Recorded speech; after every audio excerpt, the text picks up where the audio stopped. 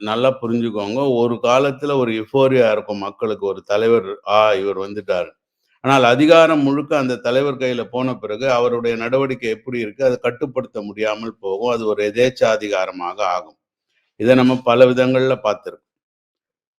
இத நம்மல்லாம் விடுதலை கிடைக்கும்னு ஆயுத போராட்டத்துக்கு ஒரு தலைவர உருவாக்குவோம். ஆனா, அந்த ஆயுதம் வாங்கி அது நமக்கு எதிராவே வரும். நம்ம ஒரு கருத்து, "ஐயா! தலைவா இது தப்பு" அப்படின்னு சொல்லக்கூடிய கருத்துரிமை இருக்காது. சுட்டுக் கொல்லப்படுவாங்க. இத நம்ம வரலாற்றுல பார்த்திருக்கிறோம். அதே போன்று மக்கள் நம்பிக்கைய கொண்டு ஒரு மாற்றத்திற்கான ஆட்சின்னு வந்த பிறகு, நான் சொல்லுவதுதான் சட்டம். சட்டப்படி நான் நடந்துக்க மாட்டேன்னு சொல்ற தலைவர்கள பார்க்கிறோம். அத நம்ம அனுபவிச்சுக்கிட்டும் வர்றோம். ஸோ இந்த எக்ஸிக்யூட்டிவ் அத்தாரிட்டி அபரிமிதமாக போகக்கூடாது. எதேச்சாதிகாரமாக போகக்கூடாது. சர்வாதிகாரமாக போகக்கூடாது. அதை தடுப்பதற்காக செக்ஸ் அண்ட் பேலன்ஸ்ல இருக்கிறதுக்கு தான் சுதந்திரமான நீதிமன்றம்.